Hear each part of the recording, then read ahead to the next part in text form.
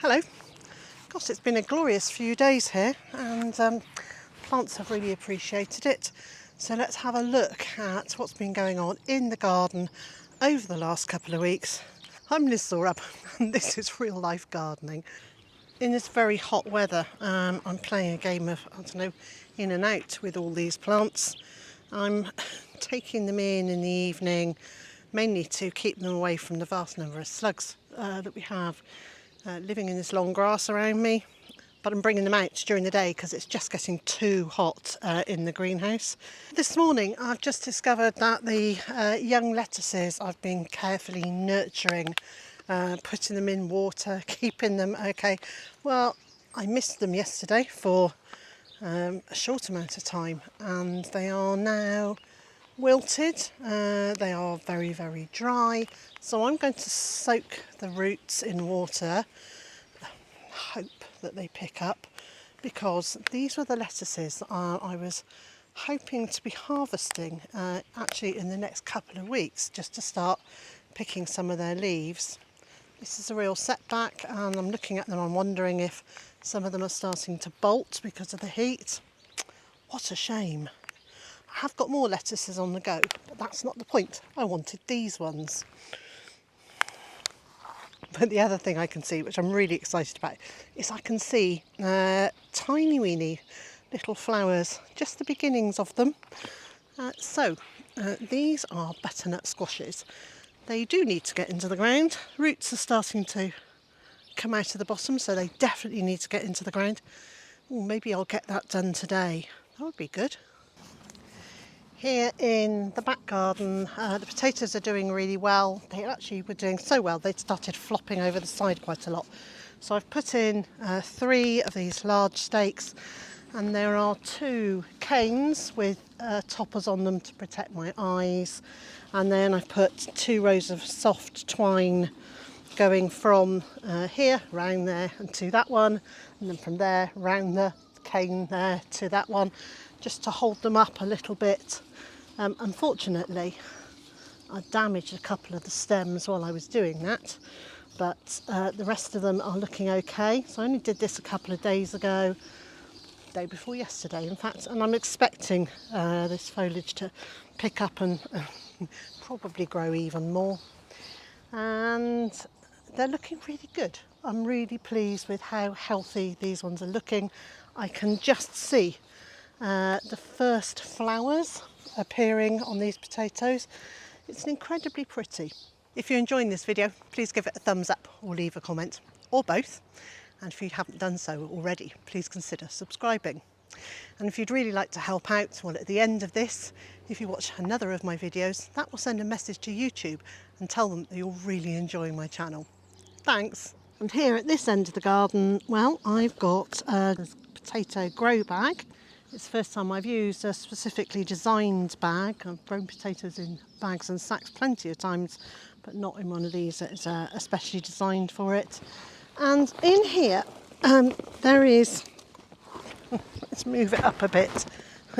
So I filled it to here with compost, and I put in 3 seed potatoes. They've come up, they're doing very well. And I think I'm going to top up the compost a bit more. And the reason I'm going to top them up is so there's a bit less wind rock on the stems. These are second early potatoes, so they're determinate. They're not going to grow potatoes all the way up the stem like an indeterminate main crop potato might do. But I still think I might give them that extra stability. There'll be more nutrients and the compost will be able to hold more water. But before I need to do that, I need to water this because this is like dust. So that's a job on my list for today. And one of the good things about creating videos is I'll say I need to do that, and then while I'm editing the video, it reminds me to go and make sure that I have actually done it. So it's almost like I'm creating a to-do list while I'm talking to you. Oh, you're looking very good. I've been joined by Bentley. He doesn't, you don't come for a cuddle very often. and he's not a huge fan, as you're about to see. He's not a fan of being picked up, but look how lovely he is. He is a really lovely boy, and I'm hoping that as time goes on and he gets more settled, he's been with us 2 years, but it's going to take him even longer to learn that it's okay to be picked up and be cuddled. I used to carry Monty around all over the garden, but he hasn't quite got there yet. And as you can see from the amount of fur that's coming off him, it's hot and he's molting like mad. Now, India's also with me, but she really doesn't like being picked up, so I'm not even going to attempt that. So we've been having a mini heat wave for a few days. But before that, I came out and planted out the rest of the leeks that I'd bought. So these were ones that I got from a garden centre. I have still got leeks growing and they will get put somewhere else. But I've got these into the ground. I'm really pleased about that. I put in a row of celeriac plants and a row of beetroot.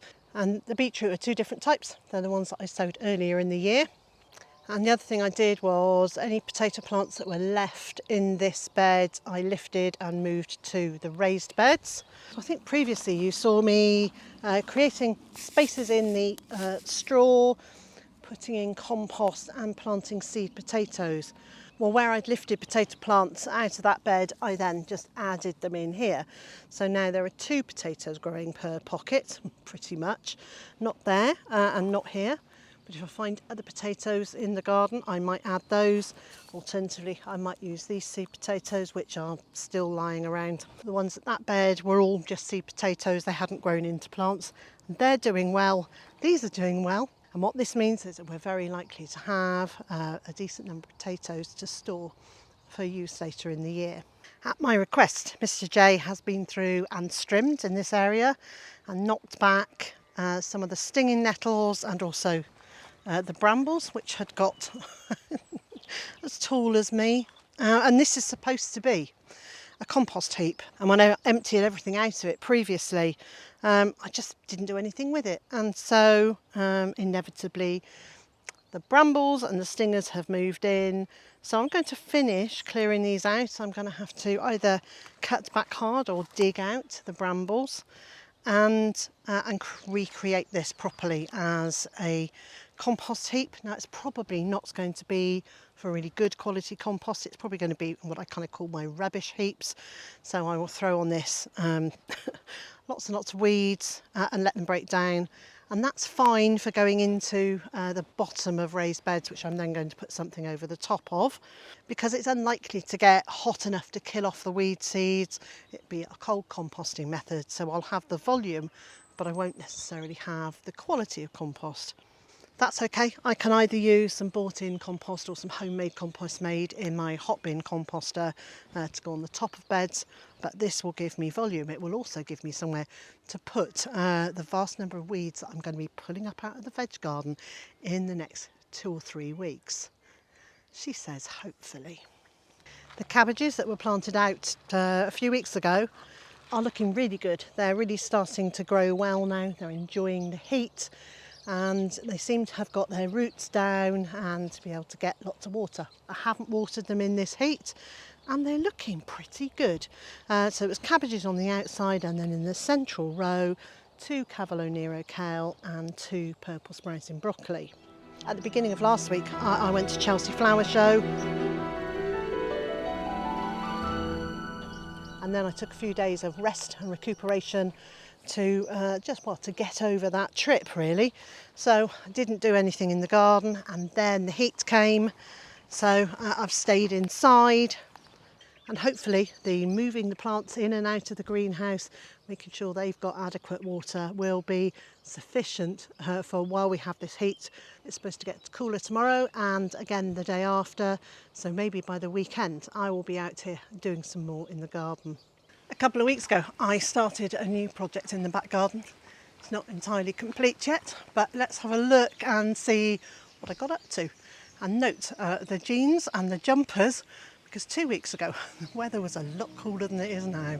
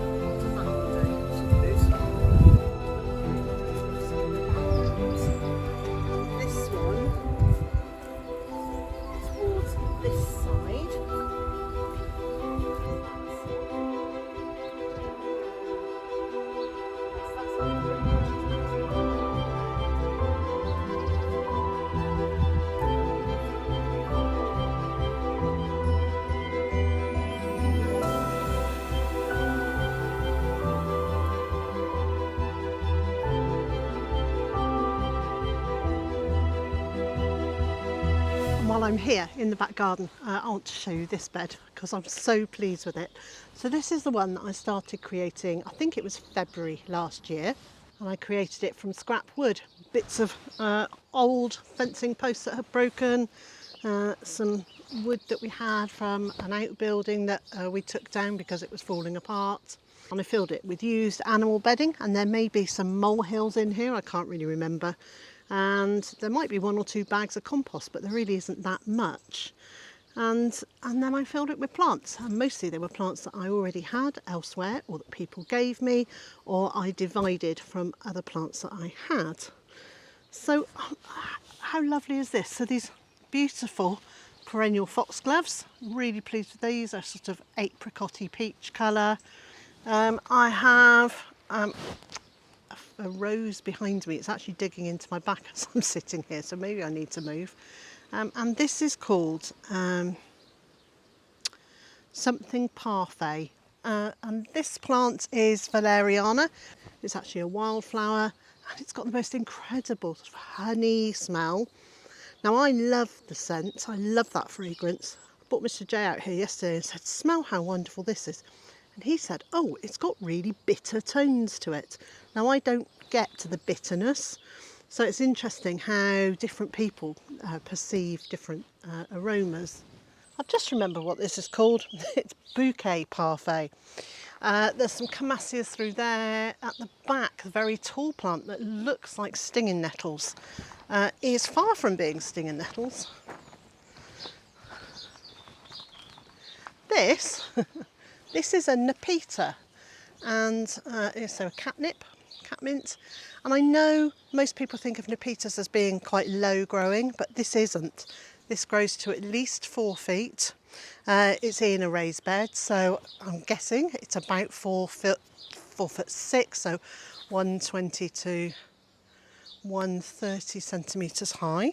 The flowers are just starting to form now, and it will just keep on flowering for months on end. I love it, the cats love it, the bees love it. Win, win, win. Around this side is Sweet Cicely, and it's one of those plants that I go on and on and on about. It's a perennial herb, and you can use the leaves in cooking to add sweetness. It's got a kind of the leaves have a mild aniseed but very sweet taste to them. But the seeds are like little sweets. They really pack a punch of sort of aniseed and licorice. So, but they're nicest when they're very soft, so when they're quite new. These ones are just starting to get a hardness to the outside of them, and they still have the taste. They're not as nice in your mouth. So if you are going to eat them, I suggest that you eat them when they're really quite first formed. I will scatter the seeds on the ground because I can't grow these from seed in a pot. They need vernalisation, a period in the cold for them to germinate. I've tried putting them in the fridge, I've tried all sorts of things. I can't get them to go, so I just throw them on the floor and let nature do it. And then I get seedlings coming up all over the place, and I can move them to where I want them.